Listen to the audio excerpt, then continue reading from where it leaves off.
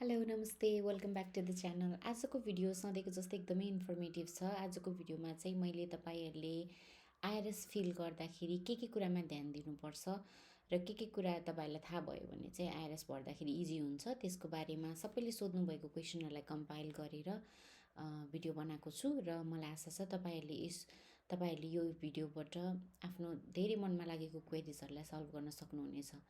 तपाईलाई यो भिडियोले हेल्प गर्यो भने please don't forget to subscribe my channel अनि लाइक पनि गर्नुहोला, जसले गर्दा युट्युब एल्गोरिदमलाई हेल्प गर्छ अनि मेरो च्यानललाई ग्रो गर्न सपोर्ट हुन्छ। Thank you. हामीले अहिले फिलअप गर्ने आइआरएस 2026मा गर्ने 2025को लागि हो।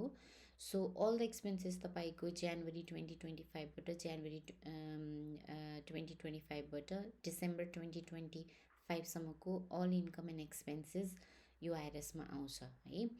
सो तपाईँले फर इक्जाम्पल यो वर्ष जनवरी टु अहिले हामी अप्रिलमा छौँ, यो चाहिँ हामी 2027मा डिक्लेयर गराउँछौँ 2026को है। सो हामीले अहिले फिल गर्ने भनेको 2025को हुन्छ। सबैभन्दा एकदम इम्पोर्टेन्ट कुरा तपाईँले ध्यान दिनुपर्ने के हुन्छ भन्दा तपाईँको आफ्नो कन्ट्रिब्युट राखेर जुन एक्सपेन्सेस तपाईँले गर्नुभएको छ त्यो एक्सपेन्सेस मात्रै यसमा तपाईँले यो खर्चमा देखाउन सक्नुहुन्छ है। अनि तपाईँले आफूले कन्ट्रिब्युट नराखिकन गरेको एक्सपेन्सेसहरू यसमा आउँदैन। र अर्को कुरा तपाईँले के पनि गर्नुपर्दछ भने हामी एज अ रेसिडेन्ट तपाईँलाई कुनै कारणवश फातुराहरू पेन्डिङ भएर बसिदिएको हुन्छ, क्याटेगोरी आफै सेलेक्ट नभएर। त्यो भएको त्यसरी सेलेक्ट नभएर पेन्डिङ भएर बसेको फातुराहरूलाई चाहिँ हामी आफैले म्यानुअली गएर फाइनेन्स पोर्टलभित्र अथवा ई फातुरा भन्ने एप हुन्छ, त्यो एन्ड्रोइड अथवा आइओएस युजरहरूले डाउनलोड गरेर त्योभित्र आफ्नो लगइन गरेर तपाईँले त्यो पेन्डिङ भएको फातुराजहरूलाई तपाईँले क्याटेगोरी सेलेक्ट गरेर अनि त्यसलाई भ्यालिडेट गर्नुपर्छ। त्यो हाम्रो रेस्पोन्सिबिलिटी हो है। यदि तपाईँले त्यो गर्नु भएन भने त्यो एक्सपेन्सेसहरू पनि तपाईँले आफ्नो खर्चमा देखाउन सक्नुहुँदैन है। त्यसले गर्दा तपाईँको रिसिभ हुने अथवा पे गर्ने पैसाहरूमा डिफ्रेन्सेस हुनसक्छ। यदि तपाईँले त्यो कारणवश बिर्सनु भयो भने किनकि डेडलाइन हुन्छ कि त्यसको, फर इक्जाम्पल यो वर्ष हाम्रो February and to be precise March 2सम्म हामीले गर्न सक्थ्यौँ है, लास्ट मन्थमा भ्यालिडेट गर्नलाई। अब अहिले त डेडलाइन सकिसकेको छ किनकि हामीले अहिले आइआरएस नै फिलअप गर्न सक्छौँ है 1 अप्रिलदेखि। सो तपाईँले यदि त्यो टाइमभित्र कुनै कारणवश अथवा थाहा भएर नभएर गर्नु भएन भने र तपाईँले हेर्दाखेरि तपाईँको पेन्डिङ फातुराजमा धेरै अमाउन्ट छ भने तपाईँले म्यानुअली पनि गर्न सक्नुहुन्छ।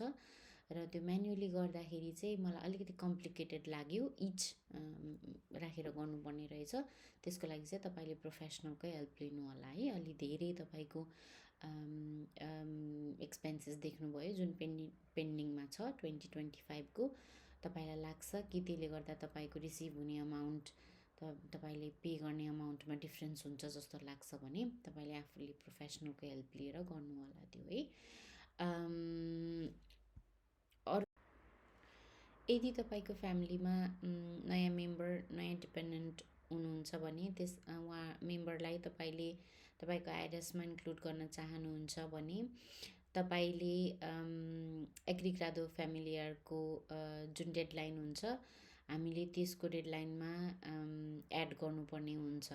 र यदि एग्रिग्रादो फ्यामिलियरमा तपाईँले कुनै कारणवश गर्नुभएको छैन भने पनि तपाईँले आइआरएस भर्दाखेरि म्यानुअली भर्दाखेरि अटो नगर्नुहोस्। यदि गर्नुभएको छैन भने तपाईँ म्यानुअली गएर म्यानुअलको नम्बर 6मा तपाईँले डिपेन्डेन्टको रेकर्डहरू राख्नुपर्ने हुन्छ र त्यो चाहिँ तपाईँले फिल गर्न सक्नुहुन्छ 2025मा। फर इक्जाम्पल तपाईँको बेबीको बर्थ भयो 2025मा भने तपाईँको बेबीको कटौती सिधा गएको थिएन, किनकि युजली एग्रिग्रादो फ्यामिलियरको 1 जनवरीबाट त्यही इफातुरा भ्यालिडेट गर्ने डेट नै 2 मार्चसम्म डेडलाइन थियो यो वर्ष।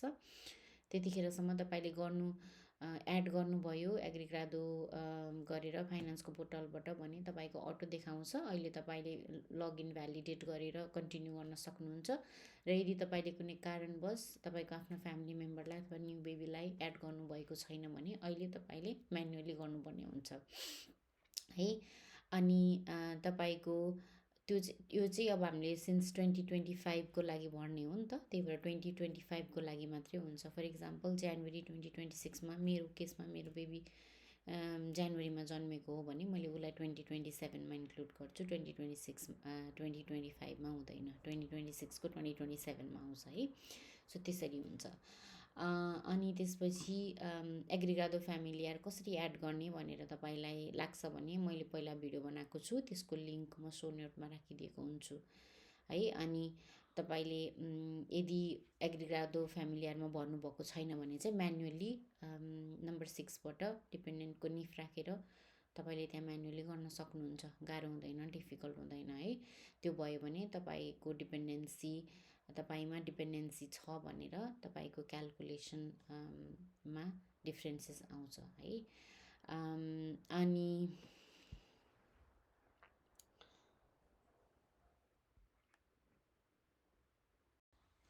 अनि अर्को एकदमै हट टपिक, मैले एकदमै धेरै क्वेसनहरू मेरो पर्सनल इनबक्सहरूमा रिसिभ गर्ने चाहिँ, दिदी मैले कसरी थाहा पाउने मेरो हाउस रेन्ट चाहिँ इन्क्लुड भएको छ कि छैन, यो जुन अटोमेटिक क्यालकुलेसन देखाएको छ त्यसमा मेरो हाउस रेन्ट इन्क्लुड भएको छ कि छैन भनेर मैले कसरी थाहा पाउने भनेर मैले एकदमै धेरै मेसेज एभ्री इयर 1 अप्रिलबाट आइएस भर्ने टाइमसम्म मैले एकदमै धेरै धेरै धेरै इन्क्वायरीहरू रिसिभ गर्छु।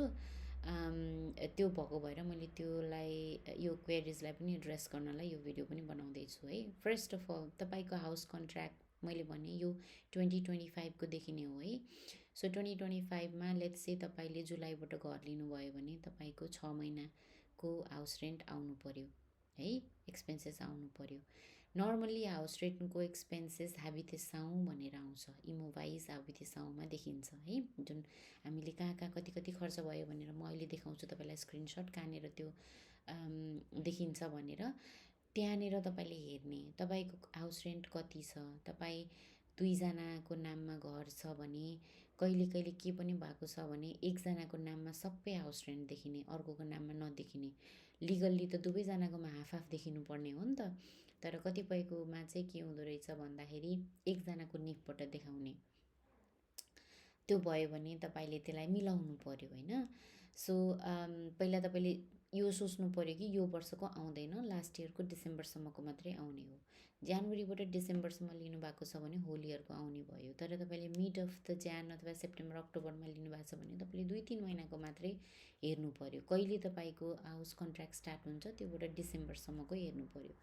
अनि अर्को कुरा, तपाईँको आफ्नो जुनसँग हाउस कन्ट्र्याक्ट तपाईँको पार्टनर छ उहाँको नामबाट छ कि तपाईँकोमा यदि मिसिङ छ भने हाउस ओनरले त मलाई त इलेक्ट्रोनिक रिसिप्ट दिन्छ, उसले त राम्रै गरेको छ, सबै कुरा भएकै छ, पैसा तिरेकै छु, मेरो ब्याङ्क ट्रान्सफर हुन्छ तर मेरोमा देखिएन, मेरो त लगभग 8,000 देखिनु पर्ने तर मेरोमा देखिएन, मेरो खर्च त जम्मा 5,000 आइरहेको छ, यो त मिसिङ छ भन्ने तपाईँलाई लाग्यो भने तपाईँले चेक गर्नु पऱ्यो तपाईँको आफ्नो तपाईँको पार्टनरकोमा देखेको छ कि पुरै कति देखेको छ त्यो पत्ता लगाउनुहोस् पहिला है, किनकि पहिला त आइडेन्टिफाई गर्नु पऱ्यो नि कहाँनिर हेरेर छ भनेर।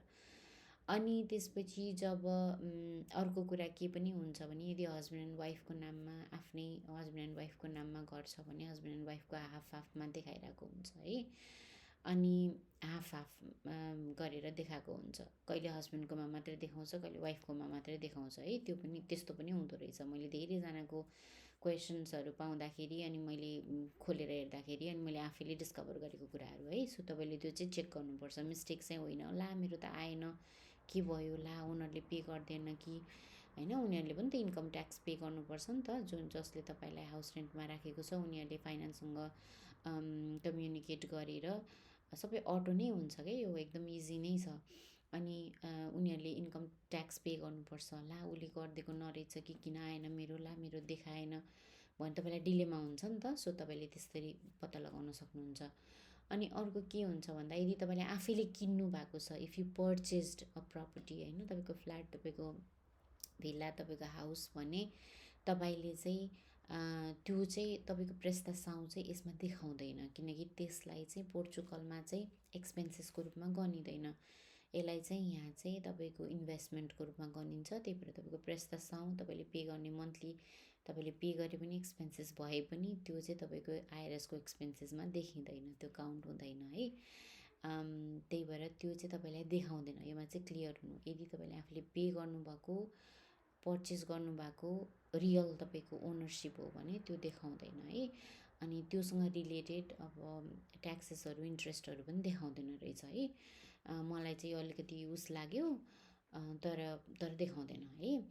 अनि तर तपाईँको एक्चुअल हाउस रेन्ट हो, तपाईँको नाममा छ, तपाईँ अरूले लिएको घरमा बस्नु भएको होइन, तपाईँको नाममा छ भने त्यो चाहिँ देखाउनुपर्छ। र यदि देखाएन भने कहिले कहिले ग्लिच हुन्छ, एरर हुन्छ सिस्टममा, तपाईँले त्यसलाई रेक्टिफाई गरेर तपाईँले फिल गर्नुपर्ने हुन्छ। युजली मैले जसरी पहिला भिडियो बनाएको छु, म त्यसको लिङ्क उसमा राखिदिन्छु। हुन त भिडियो क्वालिटी राम्रो छैन, तर स्टेप्स त्यही नै हो। तपाईँले त्यो स्टेप्स फलो गरेर एनएक्सएचमा गएर हाउस रेन्ट एड गर्न सक्नुहुन्छ। र यदि त्यसमा डिफिकल्टिज भयो भने तपाईँले चाहिँ फाइनेन्सकै अफिसमा गएर पनि मलाई यस्तो यस्तो भयो भन्नुभयो भने त्यहाँ हेल्प गर्छ तपाईँलाई। अथवा तपाईँले प्रोफेसनलहरू कुनै एकाउन्टेन्ट अथवा कुनै चार्टर्ड हुन्छ नि कति धेरै फिल गरिदिने ठाउँहरू, प्रोफेसनल्सहरू, त्यस्तोमा गएर पनि मेरो पेपरहरू लिएर गएपछि उनीहरूले असिस्ट गर्छ है। सो यो कुराहरू तपाईँले ध्यान दिनु होला। अनि कहाँनिर हेर्ने एक्ज्याक्टली आइआरएसको त्यो जुन डिटेल्स आएको हुन्छ त्यसमा कहाँनिर हेर्दाखेरि मलाई थाहा हुन्छ त मेरो हाउस रेन्ट इन्क्लुड छ कि छैन भन्ने कुरा म तपाईँलाई मेरो कम्प्युटरको स्क्रिनबाट देखाउँछु है, स्क्रिनसटबाट। भने तपाईँले यो देख्न सक्नुहुन्छ है। यो चाहिँ स्क्रिनसट हो जसको मेरो चाहिँ एक्चुअली मेरोमा देखाएको छैन, किन भन्दाखेरि मेरो हाउस रेन्टमा छैन, त्यही भएर देखाएन।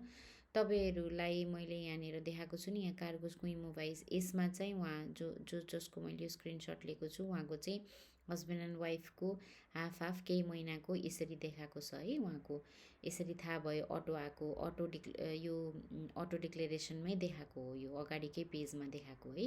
सो उहाँलाई थाहा भयो कि उहाँको रेन्ट आएको छ भनेर।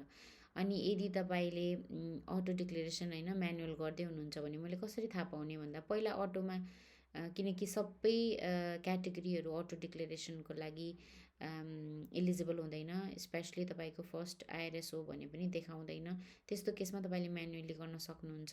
अनि म्यानुअली गर्दाखेरि तपाईँको लास्टमा सिमुलेटरमा गएर चेक गर्न सक्नुहुन्छ तपाईँको इन्कम एन्ड एक्सपेन्सेस। अनि त्यो हेरेर पनि तपाईँलाई डिटर्मिनेसन हुन्छ कि तपाईँको एक्सपेन्सेस कति आएको छ, तपाईँको हाउस रेन्ट कति हो, तपाईँको एभ्री मन्थ कति जस्तो तपाईँको एक्सपेन्सेस हुन्छ, त्यो हेरेर पनि तपाईँलाई मोरलेस थाहा हुन्छ है। तर युजली तपाईँको आएको छैन, मिस्टेक हो भने तपाईँ आफैले पनि एड गर्न सक्नुहुन्छ। मेरो प्रिभियस भिडियो हेरेर त्यसरी नै गर्दा पनि हुन्छ। एनएक्सएक्समा हेचमा गएर तपाईँले एड गर्न सक्नुहुन्छ। अनि तपाईँले यदि त्यहाँ गर्दाखेरि एररहरू आउने, केही प्रब्लम हुने, ग्लिचले गर्दा नगर्ने हो भने लाइक आई सेड प्रोफेसनलको हेल्प लिन सक्नुहुन्छ है त। ल आजको लागि यति नै गर्दछु।